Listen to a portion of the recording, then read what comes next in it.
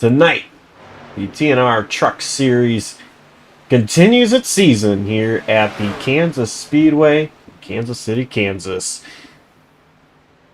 This one is the Jim Powell Memorial Race, sponsored by Southern Sim Grafix. New changes on production. Dawson, he's got things going on now on Monday nights, preventing him from doing production. But you guys know who I am, whether it's been on track or in the booth with Dawson commentating. I'm Joshua Copperl, and I've actually got a guy that if you only watch TNR, you won't know. But if you watch everything else, you'll know this guy is the famous second place finisher everywhere we put him and cannot win a race on JCTV yet. But I have a feeling it'll come soon. We've got some fun plate races coming up as well this week. Brett Bennett. Brett, how you doing? I am doing great. Glad to be here on a Monday night. Good Monday. Had the eclipse today. Kind of been fun. Looking forward to seeing some racing here at Kansas Speedway. Kind of my home track. Closest cup track to me these days. So, well, maybe Iowa Speedway now exists, I guess. But gonna be a lot of fun. Trucks here have always been a lot of fun.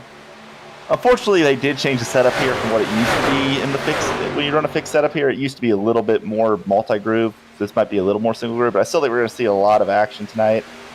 And as always, at Kansas, it's going to be about finding where that groove does, what groove you want to run. It might move around here with the newer updates, so it's going to be an interesting race seeing how these drivers deal with the challenges out there at this mile-and-a-half track, which you're going to be wide open early in a run, but you're going to have to take care of the tires and be there at the end of the runs as well. Yeah, I mean, you know, you said you can run wide open, but really, I don't think you want to. This track, it is going to be tight. It can wear tires pretty quickly with tight conditions. And, I mean, right now, track temp is 83 degrees Fahrenheit. So, you know, it's cool. Laps will be fast, but you're not going to have the high track temps that bring for looser conditions either. So, you know, on top of all that, I think managing the tire wear is going to be key over long runs. You're not going to want to run full throttle, and if you do, you're not going to want to run full throttle for long. Yeah, and really full throttle here, you can do it quick. Probably, I wouldn't try to see people close to wide open, if not wide open, in qualifying. But yeah, once the race gets started, it's going to be about really modulating that throttle. You're probably never going to be all the way out of it, but you're going to be at least like slightly letting off probably 75-50% throttle on corner entry. Use the throttle to cut the car. You really are probably not going to use the brakes here, except getting on and off pit road. Maybe later in a while, if we go green for a while, you might see it towards the end of runs. You'll start to drag the brakes to kind of set the car in the corner. But yeah, it's going to come down to really how the cars handle up on the long run and whether that top groove comes into play tonight. This is a track that a lot of races I've done here, the top really becomes a factor. It's just, it depends on the race though, because there's sometimes it just doesn't come in. And there's sometimes I've seen races in other cars where the top is literally the only lane you can run. You can't make the bottom work. So last time I was here in the trucks, the bottom was kind of dominant. I ended up finishing third, I think, in that race. Quite within been a photo finish. But yeah, it's going to be a lot of fun tonight. Looking forward to it. I've raced in this league a few times this season. Had a lot of fun doing it, and I think it's going to be a lot of fun to watch it tonight. Yeah, I think tonight really going to be a highline dominant track, honestly, and I think the only way the bottom is going to work is if you really drive it in deep and pull a slider and hope the person behind you doesn't try a crossover or that you get an incredible run on exit. It's going to be tough for these guys. You know, it just seems like a normal mile and a half, but I think tonight, with the track conditions the way they are right now, it's going to be pretty challenging for these guys. And I might be remembering it wrong, but I'm thinking I'm going to have to disagree with you. I think if anything, we're going to see bottom lane dominant. I believe that's what it was last time I was here on this setup. The Xfinity car is always top lane dominant here with its fixed setup. And it's weird. It kind of flips. If I remember right, it flips to the truck, where the truck actually ends up being bottom lane. This track's got progressive banking, so it really is setup dependent where you want to run the vehicle. Although both of those races I did most recently here was before the oval refresh on iRacing, where they changed how the track reacts as rubber is laid down. And because of that, I think we might see more of a changing line as this race progresses, because I've seen multiple races at tracks that used to be single grooves, such as Las Vegas, really become multi-groove races as the race runs. And really, there's parts of the race where that top line's going to be dominant. There's parts of the race where the bottom line is dominant. So I think that's really what I'm going to be looking for tonight, is to see how the drivers deal with that and adapt to changes in the track state. Being able to run both lines, I think, is going to be a key to getting the job done, possibly getting the victory lane here tonight. Brett, I have a question for you. We have 40 seconds left in practice before we head to qualifying. You are, kind of sort of new to the series. You have done some races here. But there are also some new names in tonight's race. I'm going to kind of throw you under the bus a little bit. Who's your pick to win? I'm going to go with a name that I know well, probably a little biased here, but I'm going to go with Michael Kruger, my teammate in slide job racing.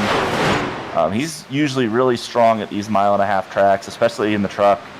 I know I've had a couple close races of him at 1.5 miles, like Chicagoland last year in the AmsOil Truck Series, where if he can get to the front of the field, he's really good at controlling these races. And especially in these trucks, he's usually really fast, currently leading the points here in the TNR Truck Series. So I'm going to go with Mikey.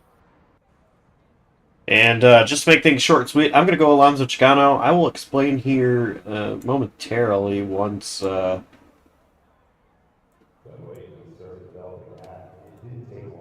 I get another opportunity, because we're getting ready for qualifying, and Shamar Dumas going to be the first one out on track.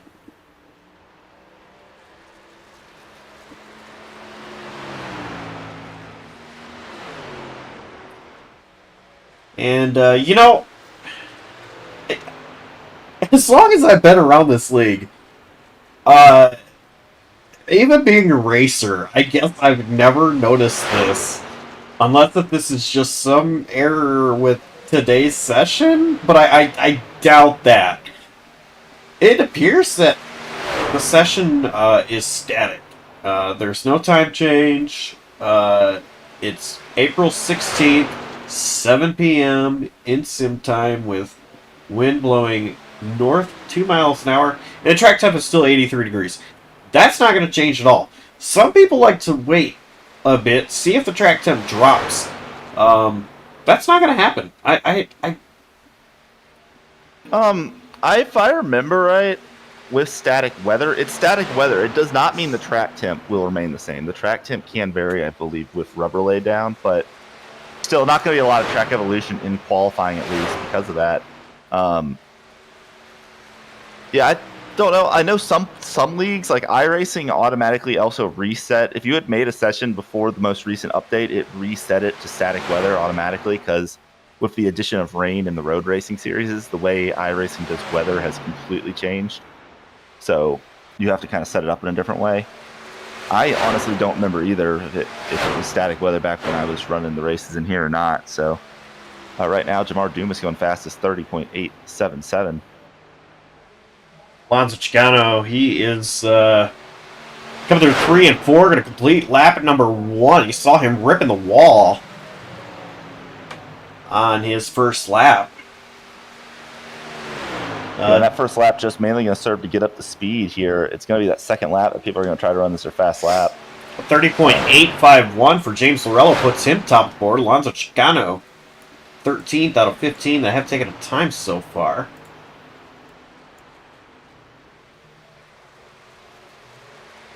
Yeah, I think Michael Kruger might have done a little bit of some of the qualifying games that definitely work on iRacing based on his first lap time. Either that or he had a moment.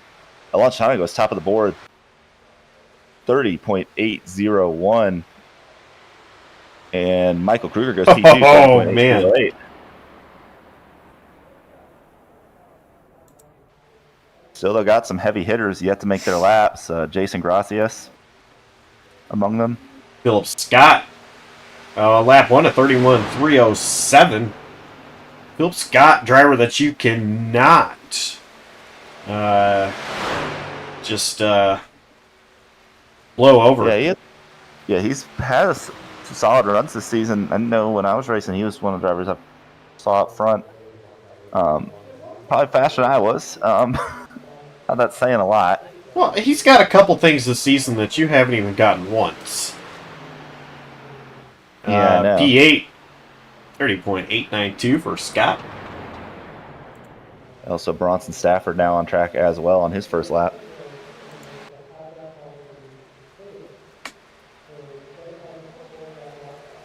Going to be a minute left in qualifying. She mentioned Bronson Stafford. All drivers currently are on a lap or completing their first lap. All drivers should complete both their scheduled qualifying laps, assuming they don't have any issues.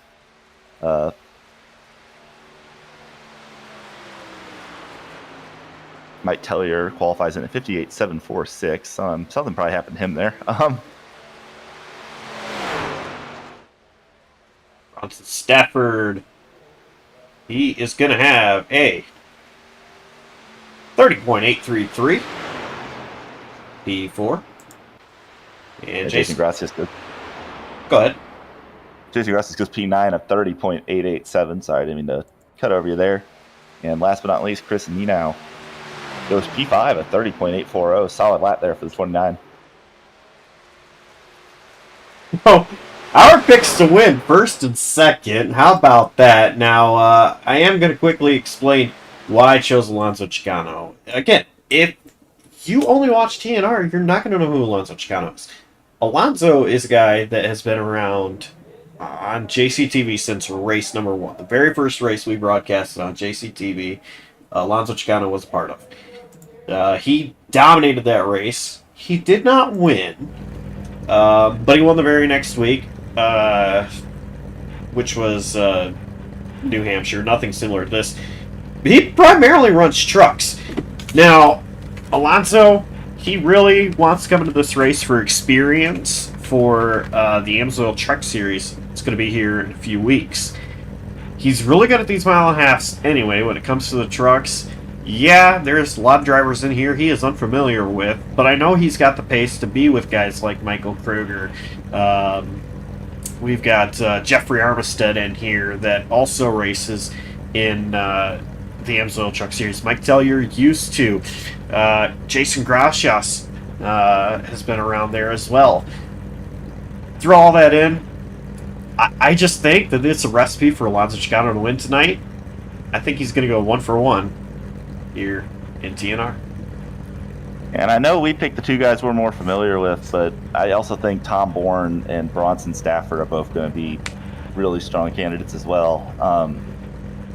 Both of them, I know Tom Bourne has a few AmsOil starts back in season 1, I believe. Won a couple poles. Yeah, actually. One start. On the pole. I know he won the pole at Dega in the race that Tyler Watermelon won. That is my one fact on Tom Bourne. So actually, but I do want to throw out there the pole award for those. If you do watch AmsOil Truck Series Saturday nights, the pole award is sponsored by Fastlane, which is a JCTV podcast.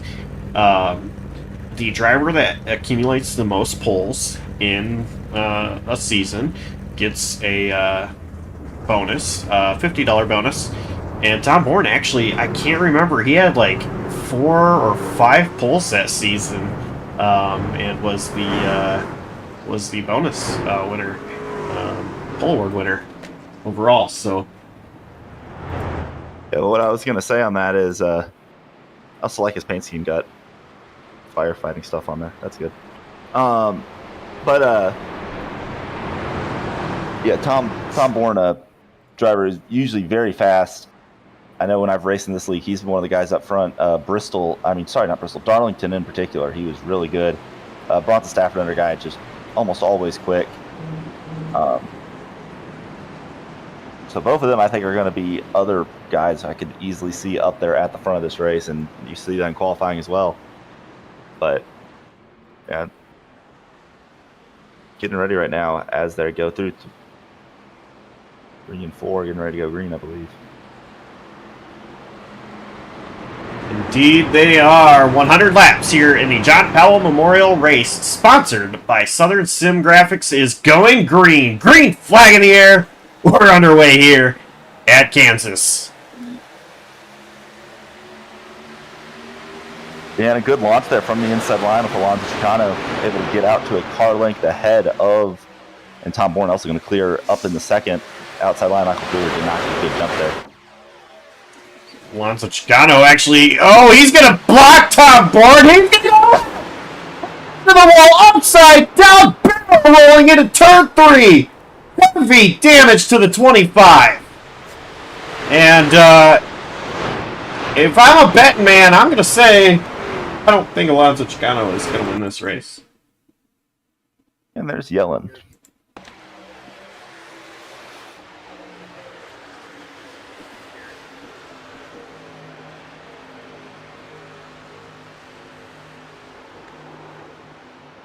Kruger involved. Yeah, Alonso, I think Alonso is going to be mad at Tom Bourne for that, but I got to be honest here. Yeah,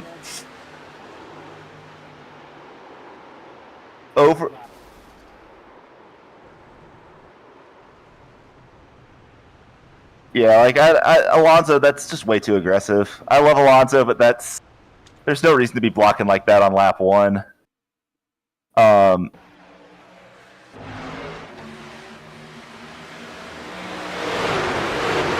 Unfortunately, Michael Kruger got some pretty decent damage in that as well.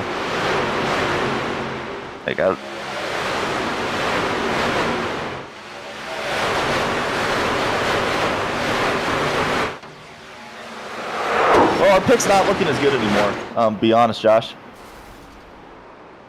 Yeah, I'm going to agree with you. Which does not happen often. Well, our pick's not. Yeah. I just don't know.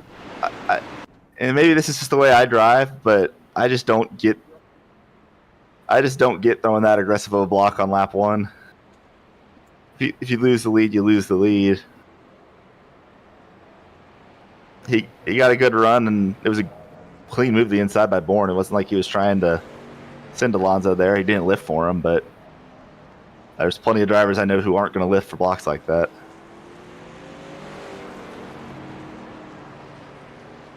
Five drivers stayed out.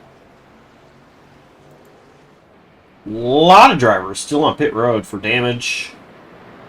Yeah, Jeffrey Armistead also got a little bit of damage in that. Armistead actually did a really good job checking up. I'm trying to see. Actually got into Michael Kruger. Nothing he could have done. A little bit of damage on the rear for Armistead, but he did a great job backing it down and minimizing the damage.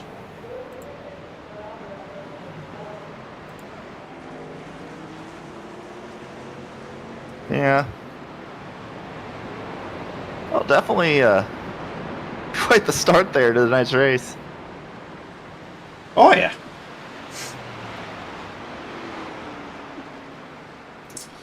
Everybody off pit road.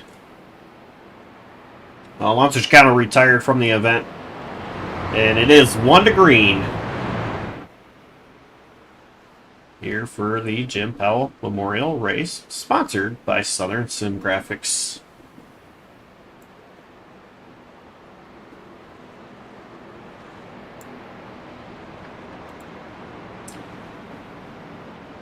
Tom Bourne and Bronson Stafford made the front row, then James Lorello and Philip Scott.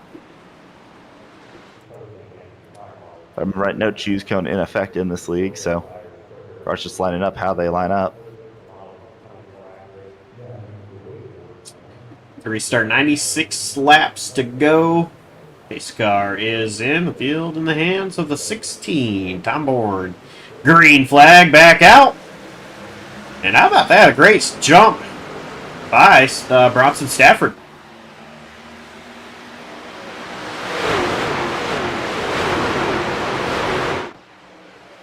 They are still side by side for the race lead.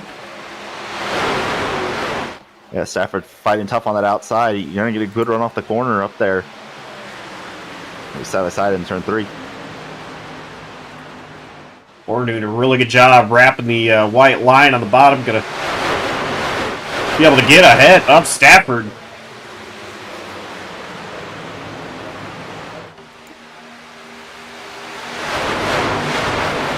Just behind James Lorello and Jace Gracias.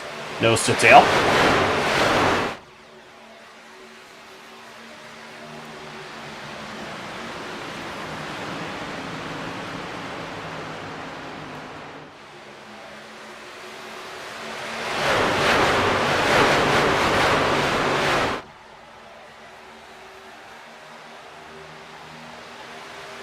Tom Bourne starting to stretch it out a little bit out in front of the field, running that bottom. Stafford still trying to use the top, but right now doesn't seem to quite be there yet. Gracias all the way back bumper of James Lorello for third.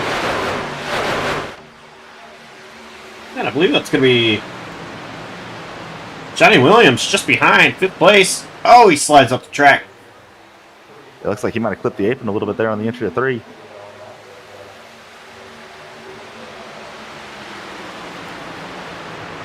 Paul Bilson, Philip Scott side by side for 6th place. Philip Scott on the bottom, Bilson up top. And Scott try to slide up in front of Bilson. He does.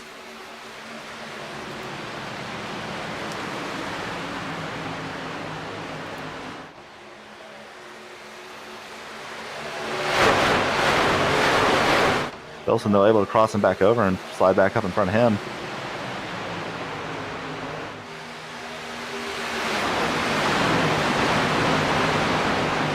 Morello, go ahead. I said Bronson Stafford caught right back up to the back bumper of our race leader, Tom Bourne. Oh, yeah, yes.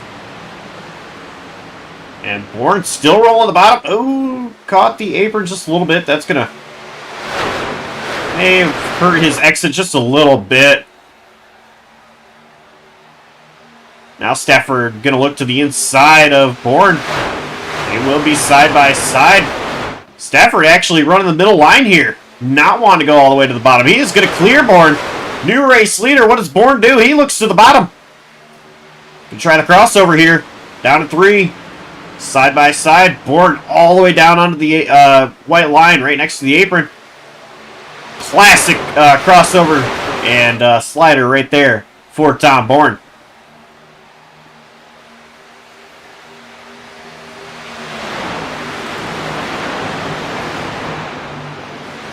Still that battle going on, though. Stafford right on the rear bumper of Bourne.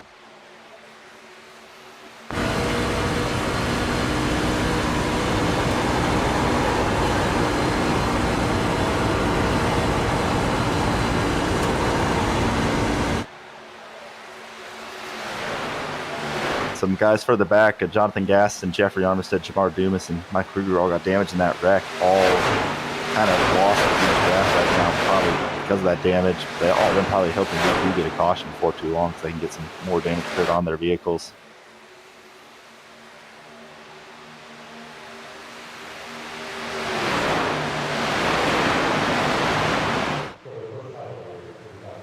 Jason Gracias running the high line here. James Lorello running a more bottom line.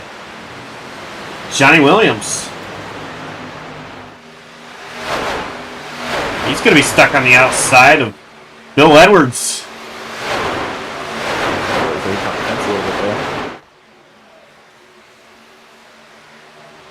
Yeah, almost. Was under attack from Philip Scott. Yeah, he caught the fence a little bit there in 1 and 2, slowed him up. The battle for the race lead still going on.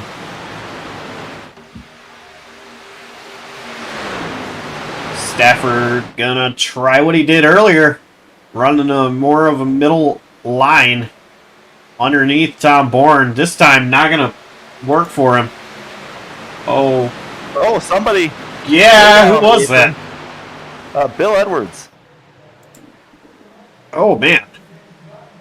Oh, he got up in the fence on the exit and then got loose. Good job keeping off that inside wall. Able to keep going. Loses 4 or 5 spots, though, in the process. Does a good job, though, keeping it down there, not causing more incidents, trying to get back up on track.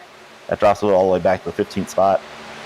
I think he will absolutely take losing 10 spots there with a truck that's still intact and what that could have been. Yeah, likely some damage to the right side. That's probably going to hurt him here, especially if we stay green.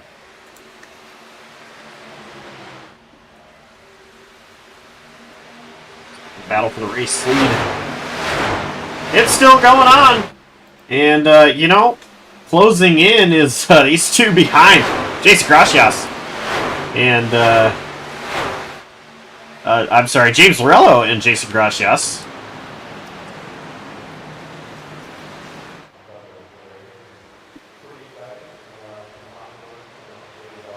So here soon we could have a Ford truck battle for the race lead. And Philip Scott not far behind either.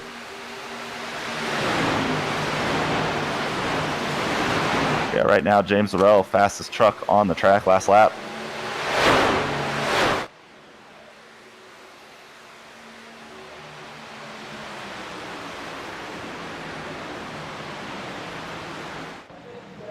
We've seen people kind of move up to the top of the track now. The entire top 5 up the track. Johnny Williams running the bottom in 6th. He is under attack from Chris Nenow. No, not just Chris Nenow, but Bilson and Tripp. Yeah, looks like Bilson going to get him as well as Nenow. Nenow up to 6th, Bilson up to 7th. And Robert Tripp closing in for 8th.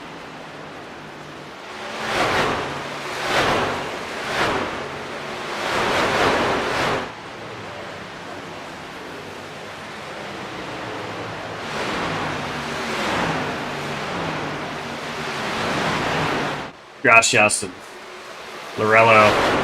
They are still nose to tail. Almost like they're just kind of tandem drafting out there.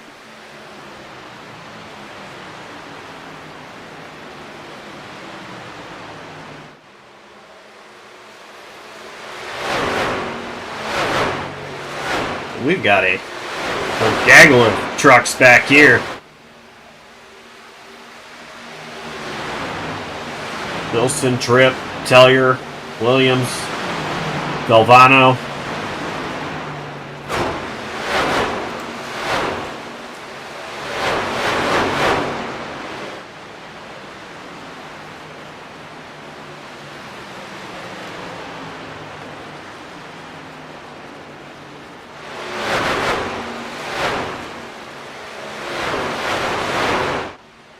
And either Stafford fell off or something happened because he's fallen into the clutches of Lorello.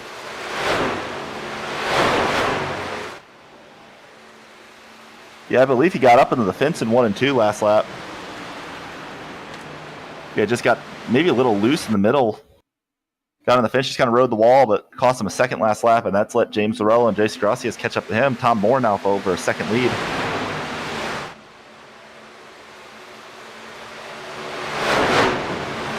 Oh yeah, there's wall contact and staying up in it. Losing a ton of speed down the back straightaway. Which did allow Lorello and Gracias to catch Bronson Stafford. Yeah, already almost a 2nd of fall off on these tires.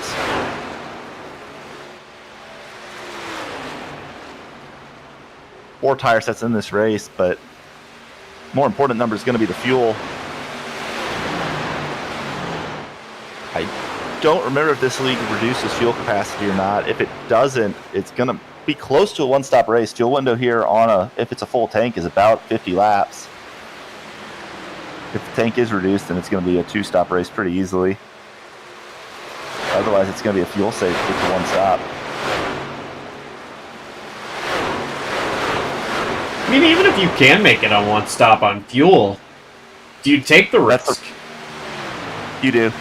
Yeah, I was gonna say, yeah. I mean, like, we have actually seen that play out on JCTV in the past. Season 2 in the AmsOil Truck Series, we went green from the stage 2 restart, from the stage restart to the end of the race, which was a 100-lap run. I believe it was a 134-lap race. I finished second by doing a 2-stop, but I lost by like 10 seconds to actually Alonso Chicano in that race. And the only reason I finished that high on a 2-stop is because basically every other driver on a 1-stop messed up, like almost spun out getting on the pit road. Or like, if I remember right, like there was like 4 radius trucks all on a 1-stop, and Alonso was the only one who got on and off pit road clean. But yeah, right now kind of started to spread out a little bit. Still Arello right there with Bronson Stafford, trying to close back in on Bourne. I think if you do that strategy, you come at about lap 33. So here in, I can math, 6-ish laps. Yeah, I will say we did see, I probably would run a little longer just because of that early caution, and we did see some people come down pit road, it appears, just to add a little bit of fuel during that first caution. A couple people who had real short pit stops, they might have been checking damage, but it's also very possible they just came down pit road to add a little bit extra fuel to the tank. And that might be the difference between being able to really push and make it on one stop or not. Chris Nenow actually took damage repair on the last stop. He's running in 6th, 4.5 seconds back for our race lead. Philip Scott's been able to work his way around Jason Gracias for 4th.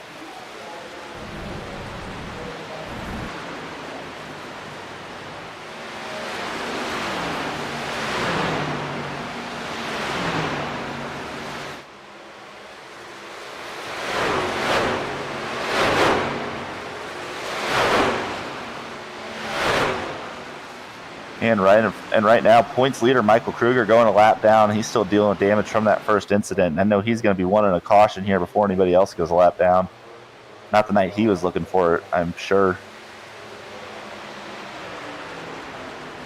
Yeah, that is for sure. I mean, the good news for Kruger is the next truck is in turn 3 right now. So a long way to go for Tom Bourne. Until he gets up to the next truck.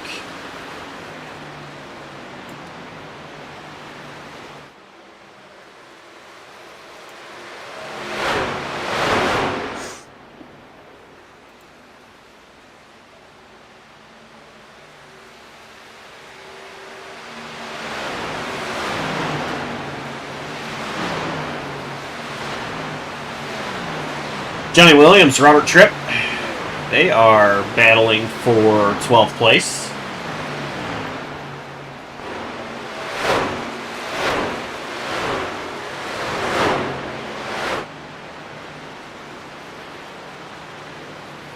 Jason Gracia still right with Philip Scott, looking to get back by him for the 4th spot.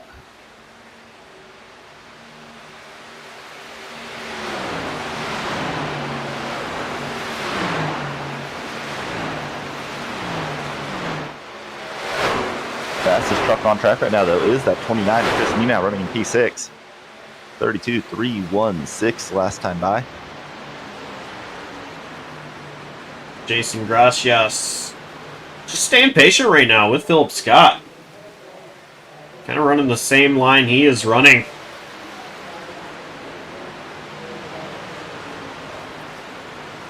They are catching up to Michael Kruger. And I've noticed Gracias for much of this race just running right behind other trucks. Oh. Not really.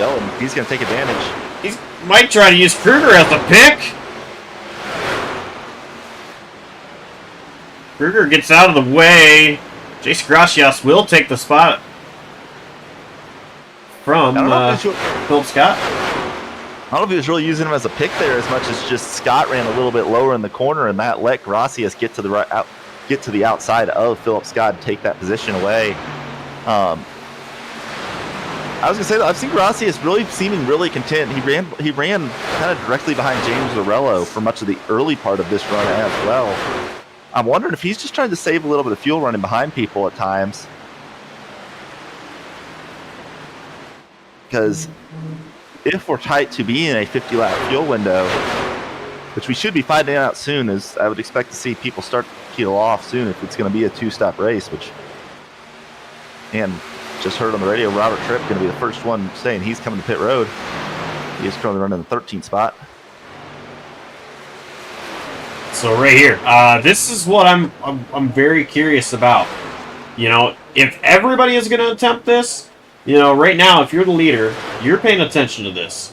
You've got to make the decision within the next couple laps if you are going to attempt the 2-stop strategy. It appears that Bronson Stafford also going to do this. Jason Gracias coming down as well. Locking up the brakes hard, but I think he's good. And so right now, 3 drivers attempting this 2-stop strategy.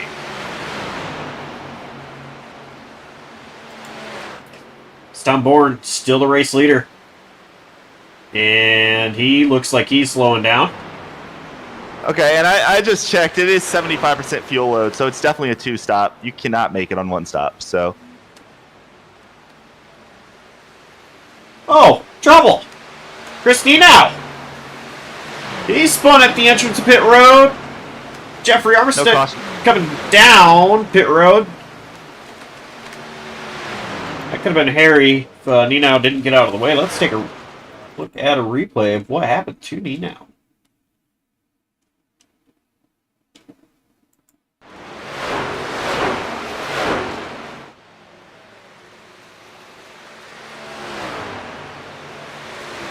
He just lost it. Did a great job not hitting the inside wall.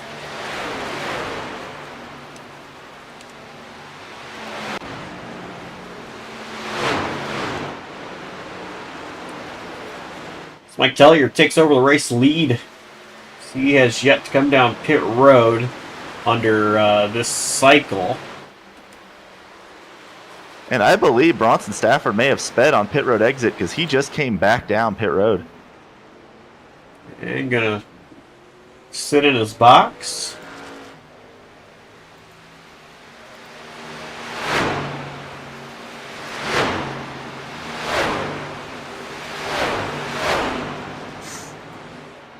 Oh, tell your heart into the wall.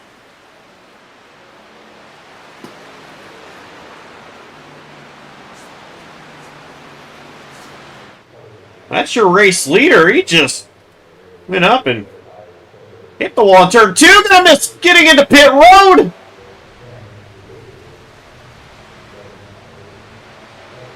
Some chaos here on the green flag pit stops. Bill Edwards and Jason Shue. Jonathan Gaston.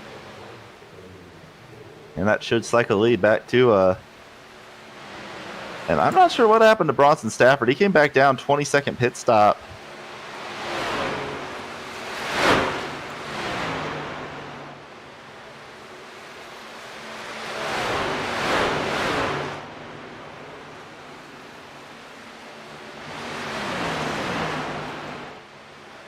It is Tom Bourne, your race leader. Just under 2 seconds ahead of James Lorello.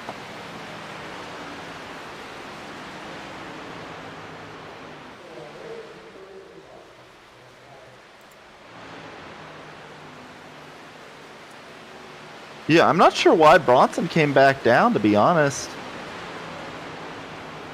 Looks like it was definitely a penalty, but I don't know what that penalty would have been for the 61. I didn't see, he didn't speed on exit, and I didn't see unless iRacing was really harsh on a pit road, on an unsafe pit exit. I don't know what the penalty was for.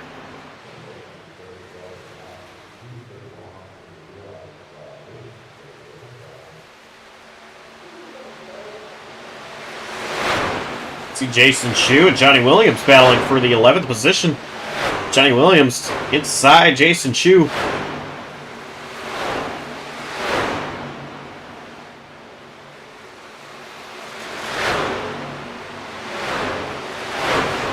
He did play it close with the pit exit line, but I think it was clean. I'm really confused what the penalty is for the 61.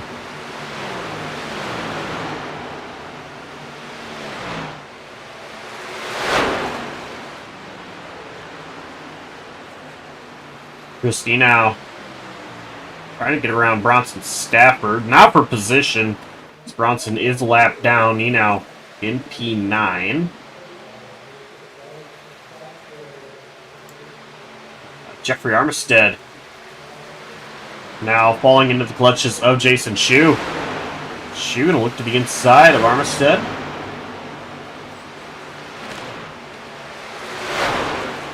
And complete the pass.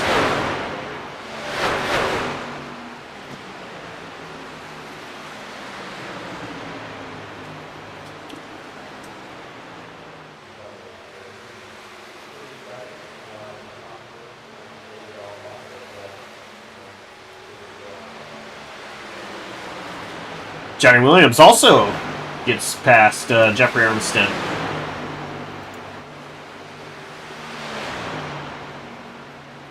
Yeah, Jeffrey got some still dealing with that damage from that early incident.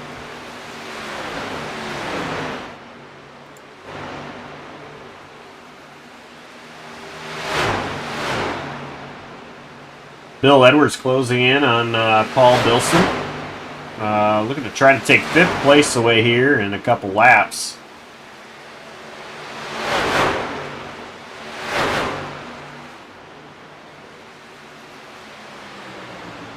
And won't even be that long. It's Edwards underneath Bilson. Gonna slide up. And give pass to Bill Edwards.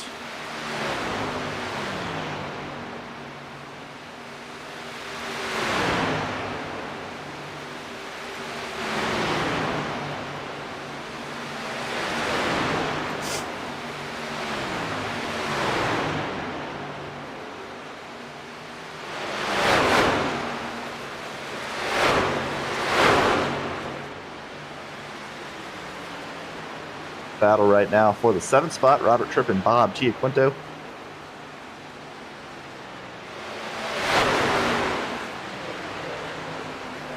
Side by side at the start finish line. You know,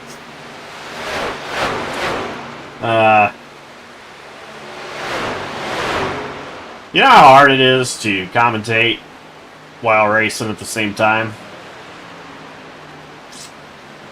Yeah, a little bit. Yeah.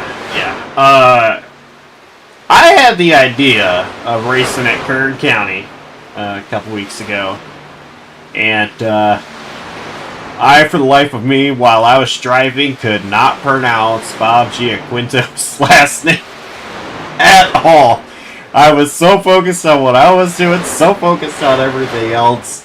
I butchered his last name, and I just started calling him Gia after that, because that's about what came out at the time when I was trying to commentate. But I thought it was a unique experience as well. A couple times we've actually done that, and yeah, I mean, you and I did that earlier in the season. What was it, Michigan? Trevor Burns was lead. Yep. Dawson was doing production, but he was not feeling good, really didn't have a voice. So that allowed us... Well, yeah, he had a voice, it just sounded like a... well, yeah. It sounded like a 70-year-old lifelong smoker, unfortunately, that day.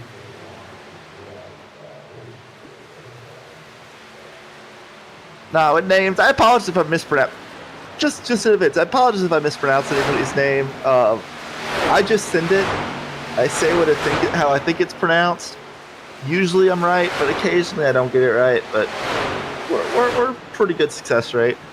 Other than one or two names in the NAOR series, which I have just completely changed the first name.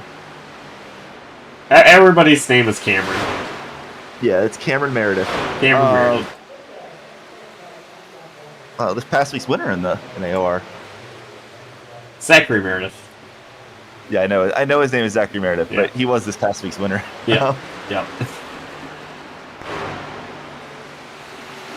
You know, despite getting passed a couple laps ago, Jeffrey Armistead still hanging strong with Johnny Williams. We are now halfway through this race, by the way, but yeah, they were just trying to get around Michael Kruger, both able to do so. Yeah, Tom. Sorry, Josh. Jeffrey Armistead doing a great job here, staying with Johnny Williams.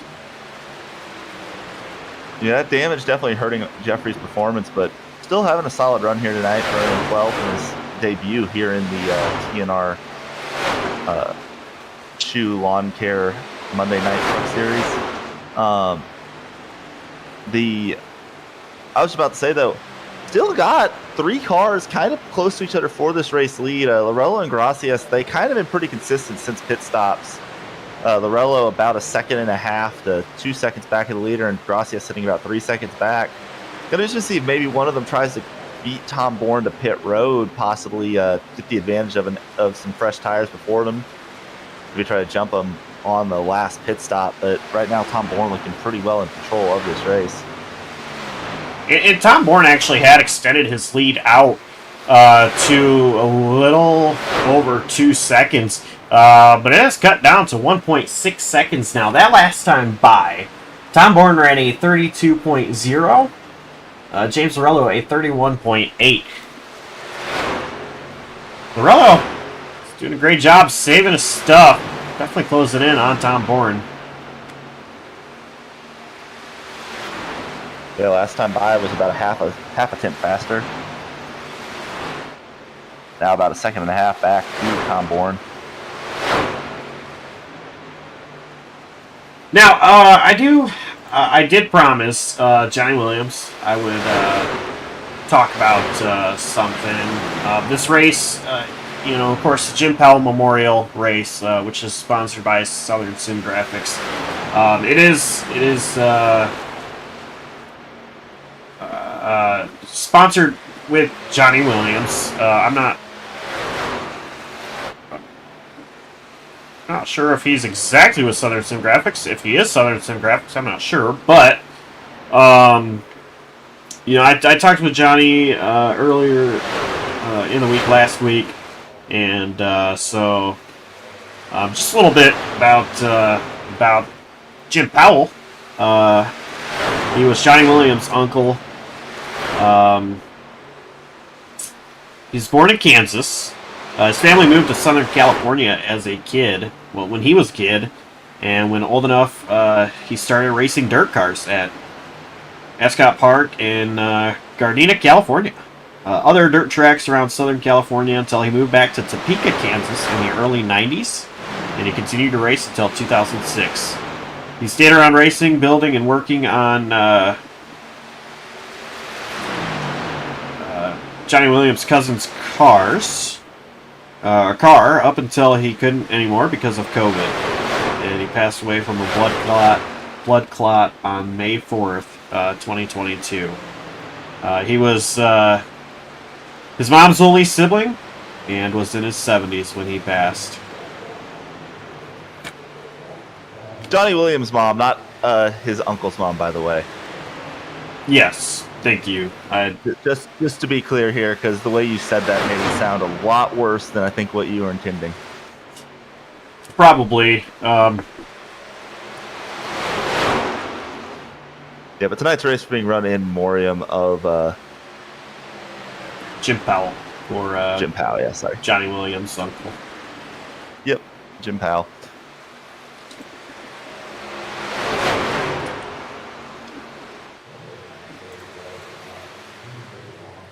Michael Kruger going to go 2 laps down. And, looking at that lead now, it's only a second. Jason Cross, I'm sorry, not Jason Cross, yes, James Lorello just closing in quick. And, I made a joke 2 weeks ago. I'm going to say the same thing here. That Silent Syndicate racing machine, it doesn't look very silent tonight. It looks loud and making some noise, closing in on Tom Bourne very quick. Yeah, he's just been consistently about a tenth a lap faster we are starting to come up a little bit closer to those final green flag pits, start of the final pit cycle. So I'm interested to see how this plays out. They both pitted the same lap last time, and I'm Lorello. The way the pace has been this run, I'd almost want to just pit the same lap as Bourne. I don't even think it's worth trying to. I mean, if you can get into pit road maybe a lap before him, it could be worth that advantage. Jason Gracias, meanwhile, has been falling off those two. He's lost about another second to the Bourne and Lorello. You know, and I just want to say, I think that it's... I personally believe that if you stay out a little bit longer, you're going to have an advantage. You know, if this thing stays green to the end, you pit at about lap 66, you're going to have 33 laps to the end. If you go just a little bit longer, you can push just a little bit harder trying to catch back up and gain an advantage. That's something that Jonathan Parker really good at doing, and that's why he has won. That's what's helped him win so many races on JCTV throughout all the leagues we cover that he is a part of. Slide Jawb, NAOR. He's got several wins Saturday nights at AmsOil doing that. So I don't know. I mean, you talk about a lap sooner, but I think maybe a couple laps later might really be the key if you do it right. You don't want to wait too long, because then you're just, you know, shooting yourself in the foot. But the problem is you hemorrhage time the longer you wait, and you're not going to gain it that quickly because the tire, you're not going to have that huge of a tire offset. Jonathan Parker is also better on the long run than anybody else, and usually has more speed at the end of the run than anybody else, which allows him to make it work. I mean, Lorello is probably is not a fast car track. Actually, that currently is Bob Giaquinto, who pitted a 2 or 3 laps later than Lorello, just a little bit quicker right now, but he's 16 seconds back. The thing to look for here, though, as Lorello gains on Tom Bourne is as he gets closer, and I've run into this in the truck series here, race here. Probably best chance I had. One of my best chances of winning a race here was in a league we used to broadcast, the Juggernaut Truck Series. Late in the race, I was gaining on somebody for the race lead. Eventually, things didn't work out, and a lot of drama happened. But while I was gaining for the race lead, I had to run both lanes. It was a situation where I was faster than the guy in front of me, but if he ran the top, I had to run the bottom. If I ran the top, I'd struggle in his dirty air. If I ran the bottom and he ran the bottom, I'd struggle in his dirty air. I could gain on him both lanes, but if Lorello gets closer to Bourne, he might have to start kind of experimenting with that a little bit, as right now you see Tom Bourne putting Johnny Williams a lap down. 11 cars remaining on the lead lap. Jeffrey almost said last truck on the lead lap right now. So I just want to say, I didn't want to cut you off. I don't know if you noticed it, but Lorello was a little bit closer than what he was now. He's actually starting to re-reel in Bourne back up, but Lorello lost some time. He just kind of brushed the wall a couple laps ago, entering the corner, and that really shaved off a couple tenths. Yeah, and that's the thing. That Lorello is running like maybe a quarter lane higher than Bourne, and that line is just a little bit riskier, putting it up against the top, but it is going to be a little bit quicker. And actually now I'm seeing Lorello going a little bit lower, probably half lane lower than Tom Bourne. Tom Bourne right on the fence, and Lorello is really making that work for him. So still gaining. Giaquinto is still the fastest truck on track, but Lorello is the only truck right now faster than James Lorello. Other than some trucks that are multiple laps down after some pit road calamity.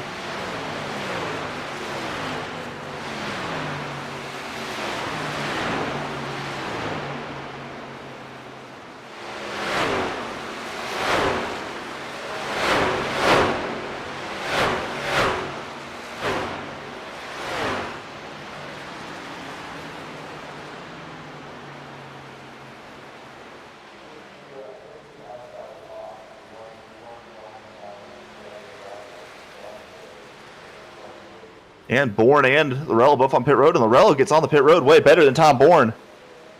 Oh yeah, what a gain! That's huge. That's going to be... He really attacked pit road entry, and he made it work, and I'm pretty sure he was down to pit road speed, as they were pretty much going same speed on pit entry. Yeah, both of them did make it down. It's going to be a race between the pit crews here.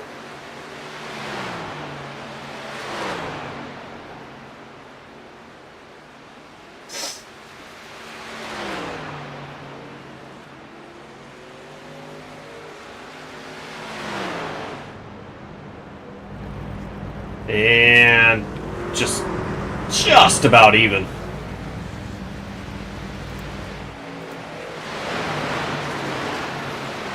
Yeah, actually, Bourne 0.6 of a second faster on pit lane, and that was all in the box. Don't know if just a slight difference, and then iRacing does have some random chance involved in how quickly cars get on and off pit road. 0.7 of a second separating, so they actually kind of end up same distance they were when they entered the pits as they exit, and they enter into heavy traffic. Yeah, they do. Some of that traffic coming down pit road, including race leader Philip Scott.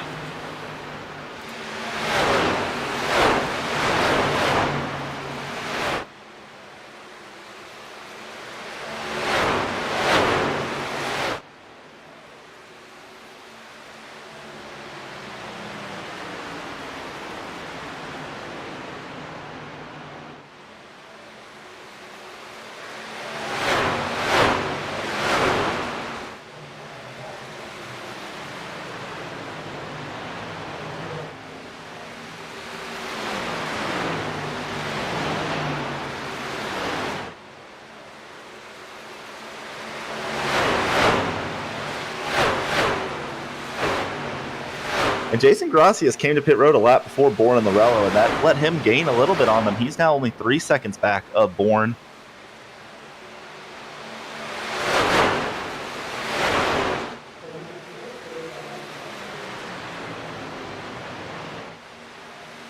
And that's one area Bourne has an advantage. Bourne is definitely faster than Lorello on these first couple laps. It was the same thing last run.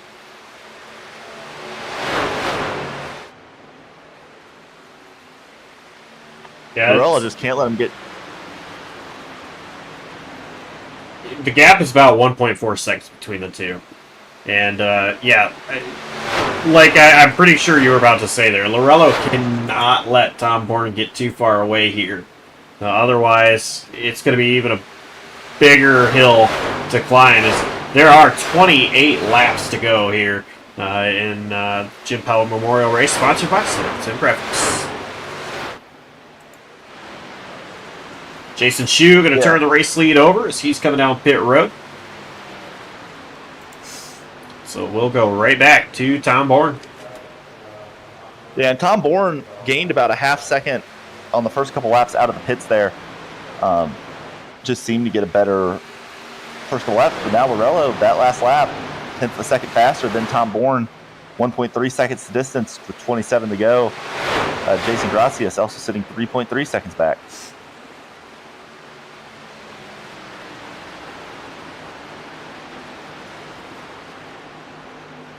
So right now they do have a truck between them. That is Robert Tripp.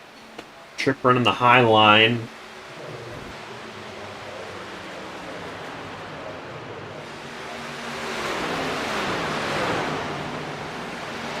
Once again, Lorello about a 10th of a second faster. That's the last time by.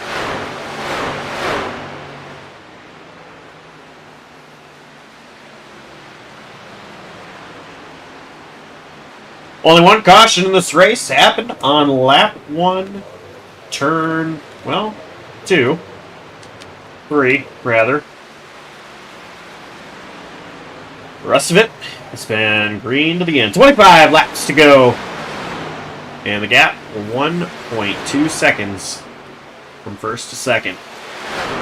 James Lorello running the bottom that time by.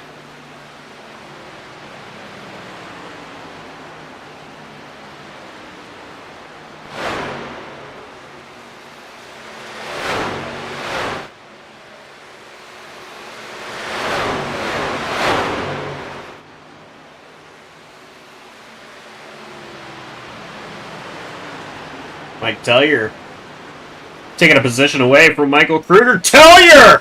Oh, man! He just had a bobble. Almost underneath Paul Bilson.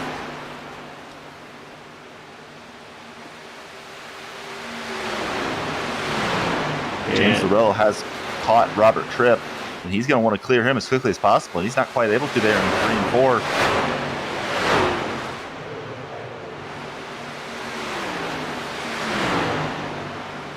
Tripp going to get out of the way here for James Lorello.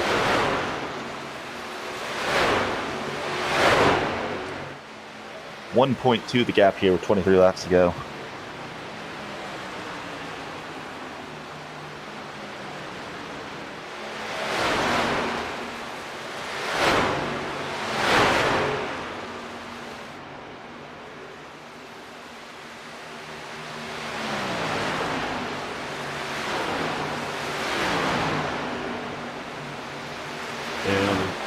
See here.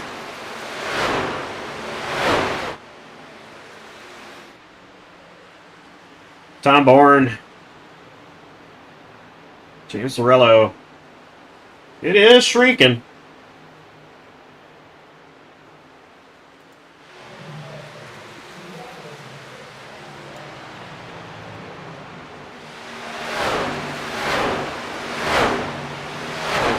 On the 28 of Jamar Dumas to put him 2 laps down as Tom Bourne. Last lap actually slightly quicker than the 13. You look over at the ticker, you'll see last lap. Lap time turned by each driver. 31.497 out of Bourne, 31.527 out of Lorello. This time by, it's a 31.619 and a 31.665. So Bourne now just a little bit quicker than Lorello.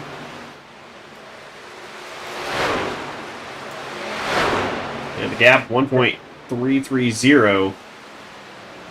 Yeah, but it was later in the run last time when we really saw Lorello really pick it up. And also Bourne did have a little bit of draft there off the 28 truck as he was gaining on him.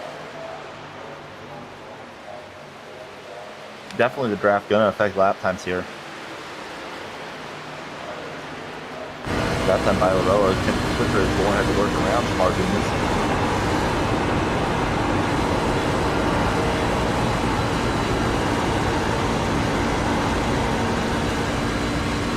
Riding on Philip forward with James Lorello. Go ahead. I was going to say Philip Scott is picked up a speeding penalty or an unsafe penalty on that last pit stop. He's got 1 lap down back to the 12th spot. Fortunate break for the 99. He's one of the quicker trucks here tonight.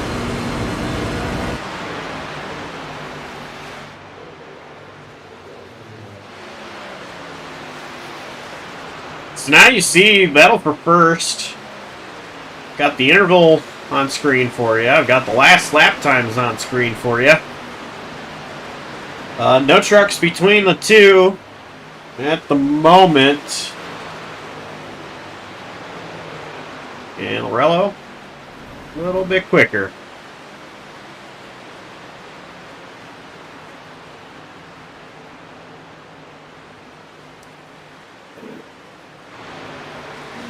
Three and a half hundredths there.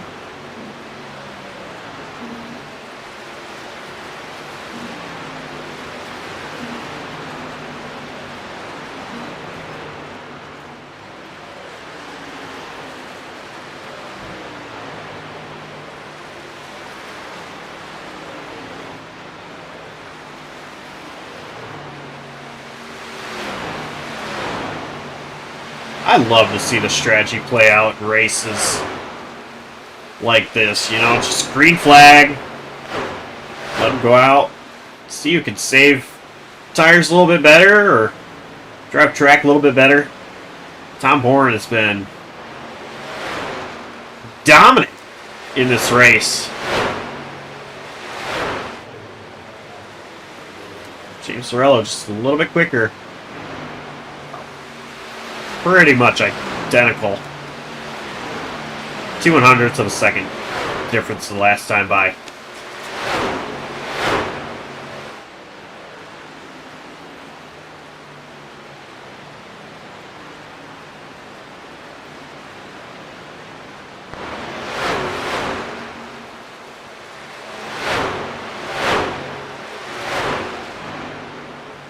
And it's getting to the point where Lorello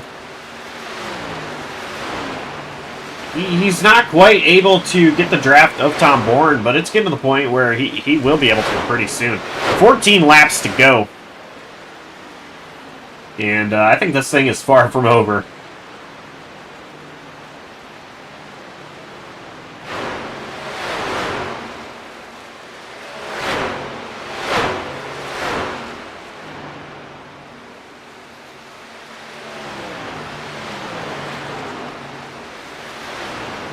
Yeah, Lorello, I think, is going to have a chance in this race, but he's really got to, like, it seems like he can get to about maybe 6 to 8 tenths back, and it just seems like he kind of stagnates there, and that was what happened last run. 13 laps to go. He's really got to start picking it up now if he's going to want to have a chance at this race.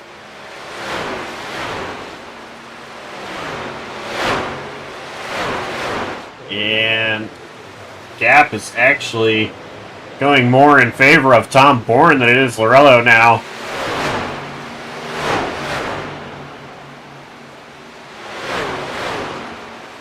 Back up to a 1 second gap.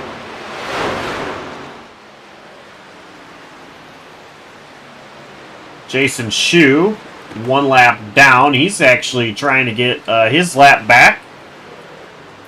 So not only is Lorello fighting losing time, he's going to have Shue. Shue's got 6 laps. Shue's got Michael Kruger! Oh, Michael Kruger getting out of the way, almost lost it there. Oh, man. Not a great day here for the points leader. He's ready to just pack it up and be done. Yeah, and Lorello starting to fade back of Tom Bourne. Honestly, maybe move might be to let Jason Shue by him.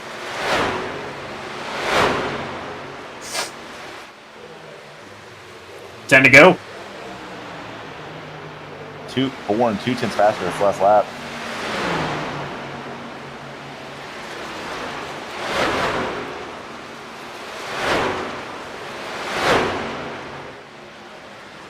Shue still just not able to clear Lorello.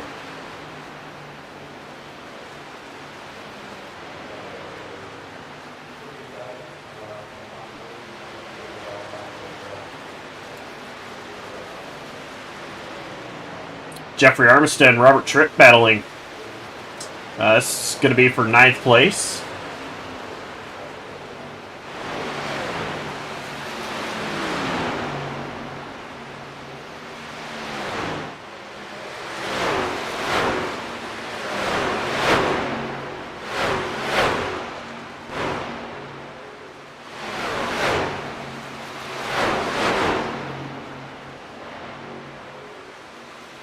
Jeffrey Armistead running right up against that apron. Trying to use draft from Dumas ahead.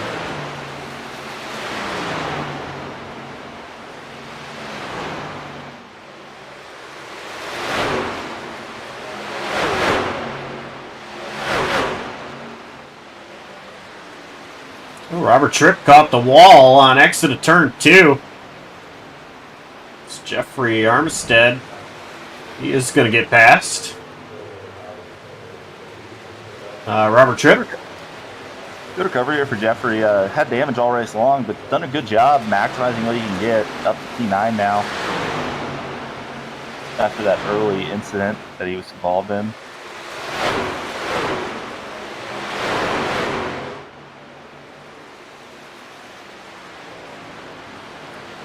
Tom Bourne looks like he's kind of set sail into the sunset right now. Yeah, growing the gap. And I'm wondering if it's a case of Tom Bourne learned from that last run to back it down maybe a little bit, or maybe, change his line. Maybe it is just a thing of changing a line. Or if Lorello may have been pushing a little bit harder this time, and his tires just kind of faded quicker.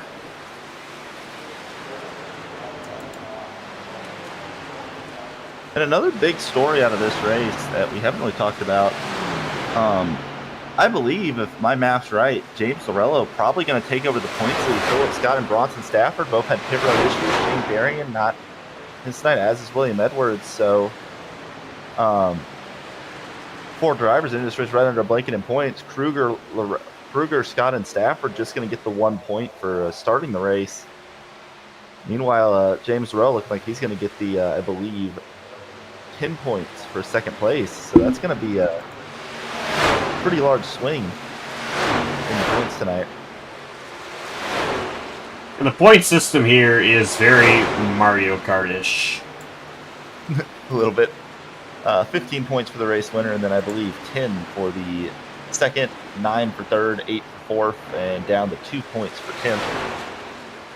Everybody gets a point. Anybody who starts a race gets a point. Or if you are in the league, you get a provisional that gets you a point. So basically, 10th on back is not worth a lot.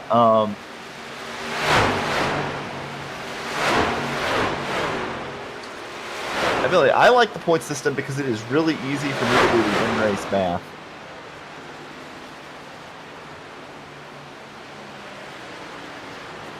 And figure out how people are doing points wise, but simple makes it easier. So 2 to go for Tom Bourne. An absolute dominant race he has had after qualifying third.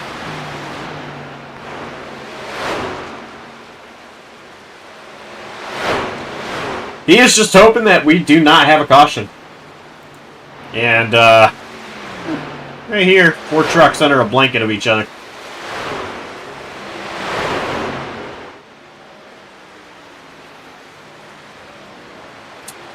But the white flag is waving. Cross start finish line. That should do it. It's Tom Bourne now just needs to set sail.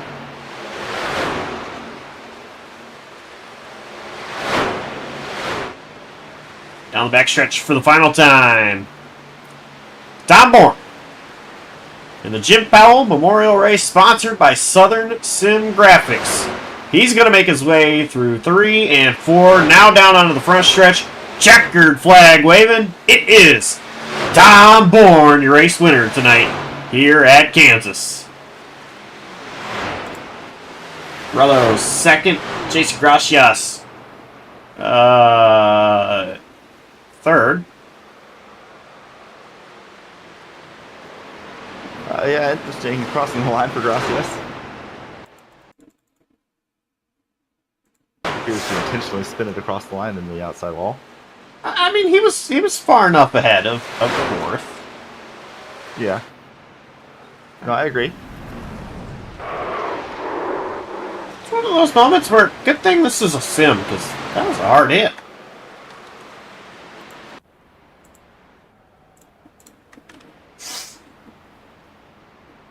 But, we go back and look at Tom Bourne, who's about to do some victory donuts. I'll tell you my favorite kind of donuts.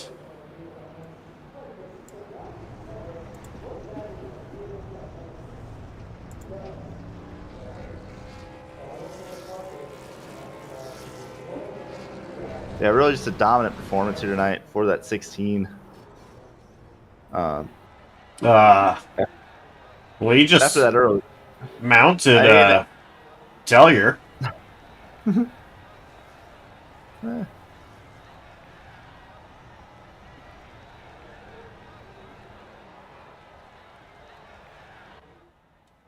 Well, anyway, yeah.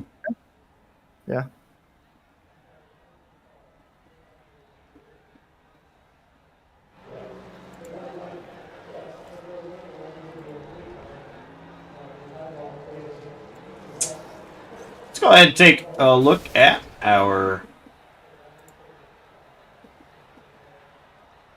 post-race unofficial results here in just a moment. As soon as I can get everything working. There we go.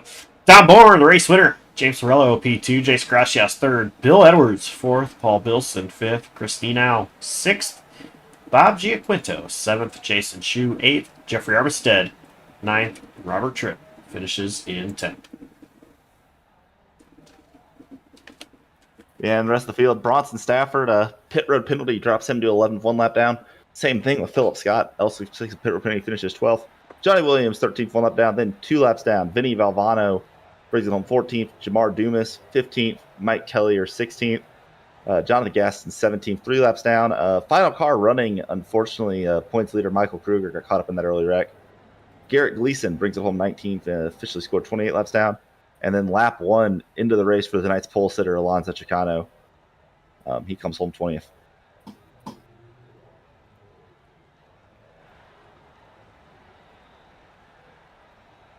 And Josh, I believe you might be down on pit road with Jason Gracias.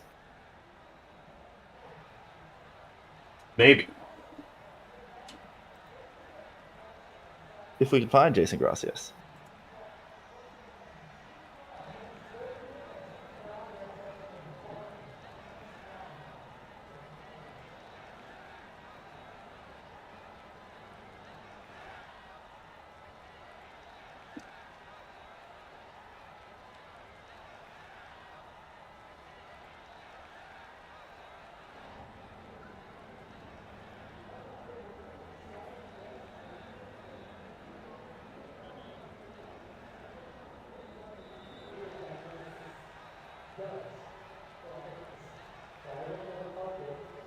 Ooh, Bronson Safford didn't get fuel. That was his problem.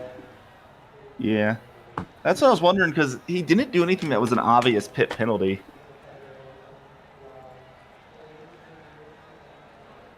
I'm not seeing Jason Gracias. I just sent him a message, or at least pinged him.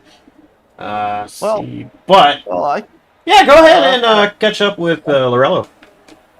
Yeah, I'm down here with our second place finisher, James Lorello. James, we're able to bring him home second tonight. Seemed like you had some pace, something for Tom Bourne at some time, especially that second run. What more did you possibly need to get to that 16 truck here tonight? Yeah, I think that last run, I just needed to get a better. He beat me off pit road, and I beat him into pit road, but I just couldn't stick with him. I needed to be a little closer. There was a bit of a bubble at like 1 second, 0.8 seconds that you just couldn't get through. You would really push a lot. So I needed to be a little bit closer, I think, to give him anything there at the end. Yeah, and all in all, a strong race for you today. We're able to just pretty much keep it clean. Able to make it through that lap 1 incident. We were able to execute those pit stops. With the pit stops, was there ever any thought of possibly trying to short stop him, trying to maybe do something else to get ahead, since that dirty air was such a challenge tonight? Yeah, I thought about it on that last one, but he was kind of just mirroring what I was doing. So it was going to be tough to get in ahead of him. He did a great job on that last one. That was my chance to try to short pit him by a lap, to at least get a little closer. Yeah, overall, I mean, great race and a lot of fun. That was a fun track. It just, you had to run that high line after about 10 laps, and it was really tough to catch somebody once you were in their draft. And after the win at Kern and now the result tonight, I believe if my math is right, which I'm an engineer, I think I'm usually pretty good at math. That you've taken over the points lead as a lot of the other drivers at the top of points. I believe none of them scored in the top 10 tonight, with pit road issues and getting caught up in that early wreck. With that second place finish, how are you going to look to carry the momentum in the next week as we head to Indianapolis? Yeah, that's exciting. I'm really glad to see the runs come together early on. I wasn't getting top 10s, and glad I'm putting them together here. I'm going to miss a couple races here coming up because I'm out of town. So hopefully, I know the Dago doubleheader I probably won't be able to make. So I just got to keep it going for the rest of the season so I can stay up there. And last but not least, who gets it done for you on that 13 truck? Well, I got to give to my buddy Bill Edwards. He's been my teammate for 5 years here on iRacing, and having fun racing with these guys, Tom and Bronson and Tellier and everybody. Great race tonight, so thanks. Yep, and that is your second place finisher, James Lorello.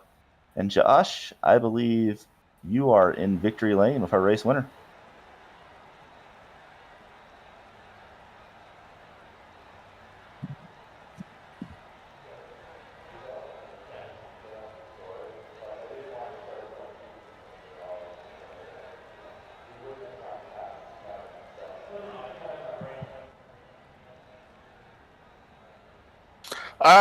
Well, overall the car was good. Definitely didn't think I had the best car tonight. But clean air became such a big factor, especially after 5 laps. James is always great to race around, very clean, very courteous when racing. And yeah, he kept me honest. I know once Bronson has mishap on pit road, I knew it was going to come down to me and him. And I was just kind of, if I got out in front of him, I just had to manage the gap. I knew once he got to within a second, his car was going to start getting tight because it was, at that point, it was a one-group track and you were just riding the high side. So as long as I could stay in front of him, as long as the draft would end up carrying him, I knew he was going to be stuck in that bubble. And I just want to say my genius self did not have my mic turned on for the people watching to hear what I asked you, but what you said was heard, so that's good. But yeah, I mean, it was an incredible job by you to stay calm, just during those runs. Now, I want to ask, I'm not, hopefully I'm not going to stir anything here, but what was your take on lap 1? Honestly, I'll be happy to tell you. I'm sick and tired of being blocked in the first quarter of the race by people that are driving over their head. It happened at Texas with Tristan Maher. Me and him go way back. I don't expect him to be blocking me there, and he blocked me there, and I ran him into the corner for that. This one, I was going to do the same thing to Chicano. There's no reason to be blocking somebody, anybody on lap 1, on lap half, basically. Like, we're not even complete 1 lap. And I was going to, honestly, if I didn't, I played the safe route of, I was going to check up a little bit and just push him into the corner. I thought that would be a better thing instead of me staying in the throttle and turning him to the inside wall.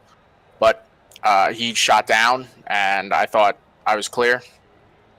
Thought I was going to be able to get behind him and kind of just shove him off the track. Right hooked him, and that ended his race. Honestly, I don't feel bad about it. Play stupid games, win stupid prizes, I guess. But there's no need to be blocking on lap 1. And I know Garrett wasn't pleased about it. I know Mike wasn't pleased about it. I warned Mike before the race because it happens to me every race. If you're going to block me within the first 25 laps, I'm going to retaliate. I don't want to wreck people, but that's not the way to race. All right, well, sponsor shout-outs. Who gets it done for that winning number 16? Yeah, first off, I want to thank you guys. I've been meaning to get up here at some point during the season. Have some bad luck go my way, but first off, I want to thank you guys for putting on an amazing broadcast week in and week out. Garrett and Mike putting on the league, Philip making the schedule. Hats off to them, and I'm happy I'm here. It's always fun. Ghost Energy, Reaper Apparel Company. Shout out to Lorello for keeping me honest all night. Just shout out to Bronson for the Sky Motorsports cars. He had a fast car tonight. It's a shame his pit crew let him down. Honestly, this is going to come out of left field, but shout out to Johnny Williams. I saw him in the top 10 a decent amount tonight, and that's awesome for him. And ultimately, just shout out to my fiance Melissa. She's always watching and supporting me, and she's been waiting for me to have one of these interviews for a while, so I was glad to get it done. All right, well, hey, congrats on the win, and we'll see you next time. Maybe go back to back. One can hope. That was Tom Bourne, race winner here tonight at Kansas Speedway. I did talk in text, chat with Jason Gracias. He politely declined an interview. He has a migraine. As someone who suffers from migraines, I know they are not fun. That would not be iRacing. I give him props because that's a good third place finish. when I get migraines, I'm telling you, and it does happen way more than not with me. All I want to do is just bury my head in complete darkness, no sound, nothing. So, first of all, incredible third place for Jason. Hope he feels better. He did say that he would like me to thank Shoe Landscaping for the sponsorship. Go C2 Graphics and check out Max Graphic Designs on all major platforms. So, that's been the Jim Powell Memorial Race sponsored by Southern Sim Grafix. Brett, what's your takes on tonight? Yeah, definitely some early drama. We heard Tom's take on it. I don't know what to think there. I think there was just a lot of over-aggression from all parties involved, to be completely honest. I think the block was unnecessary. I think the move by Tom was unnecessary. I think both sides of it were... I just think it was unnecessary, but unfortunately took out a lot of top cars in this race and kind of in some ways opened the door, but Tom did a great job controlling the rest of the race. And did a good job managing the gap to Lorello. Lorello did, as he said, Lorello kept them honest, but just didn't seem like quite enough. Was really good racing from then on after that lap 1 incident, and all in all, really clean race here tonight. Kansas a lot of times has these long runs like that, and it was good to see that once again. And looking forward to possibly being back with you here next week as we head to Indianapolis here in the TNR Truck Series. Got a lot of fun races coming up on JCTV. We have Atlanta Motor Speedway tomorrow night for the regular season finale in Slide Jawb. Brett is mathematically eliminated from making the playoffs. So, Brett, I feel like it's just going to full send and try to come away with a win. That is exactly what's happening tomorrow night. I have nothing to lose. Well, actually, I do have something. Like my teammate Jeffrey is just in the playoffs right now, so I got to make sure I do everything I can to help him points wise as well. So, gonna be keeping that in mind as well. But gonna be going out there just trying to win. Atlanta's been a really good place for me. We saw that in the All-Star race last week in BSR. So. Looking forward to that. That's just gonna be a really fun race. I think both to race in and to watch here on JCTV. So hopefully everybody enjoys that. Wednesday night, the Cessna AASCAR Cup Series. They visit the Lady in Black. The track Too Tough to Tame, Darlington, and it's going to be a fun one. That'll be Wednesday night. Thursday, SAAC Coast to Coast Cup Series. They have another fun one as they are going to be at Talladega.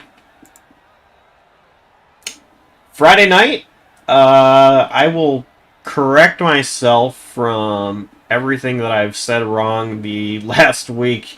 That it was back-to-back Talladega races and back-to-back weeks for NAOR. That's not the case. They're on bye week this week. And then next Friday is their all-star race at Talladega. Saturday night, the AmsOil Truck Series continues. Continues their mid-season bracket challenge. And that one's going to be a Mickey Mouse. Hold on. Brett, that one's going to be at Richmond Raceway, where you have a chance to do what? I have a chance to clinch the most Mickey Mouse playoff spot in the history of the world. I have not finished top 10 in all of mid-season madness yet. I keep advancing. Survive and advance, baby. Got to just beat Michael Walls and get a good finish. I feel pretty confident. I used to be terrible at Richmond, but I really feel like last couple of races I've done there and some other leagues, I've figured some stuff out, and I feel pretty good. So hopefully, I have not raced the trucks in a while there. Last time I was in the trucks there in a league race, it was maybe my least favorite league race I've ever done, and I was just terrible. But I think I figured some things out, so because that was a long time ago. Hoping that's the case, so looking forward to it tomorrow night. Hopefully we can go out there and lock myself in the playoffs. It's going to be a lot of fun. All right, well, that's going to do it from us here tonight. Tune in tomorrow night, as mentioned, at Atlanta Motor Speedway, the Super Speedway version, the new way that we are used to seeing Atlanta. Big shout out to Brett Bennett. This is our new booth for TNR. For most of the rest of the season. So Brett and I will be happy to bring you all these races, well, most of them. Happy to get this first one out of the way. Still wish I was out on track having fun with these guys, but you know, I think I'll have more success up in the booth than I did on track this season. So, but yeah, big thank you to Brett for coming up in the booth with me. So, on behalf of Brett Bennett and the entire outstanding crew here at JCTV, I want to thank you guys so much for tuning in and watching. And last I knew, we were 2 subscribers away from 700. So if you subscribe, thank you so much. If not, what are you waiting for? Please do so. Stay safe, take care. We'll see you next time.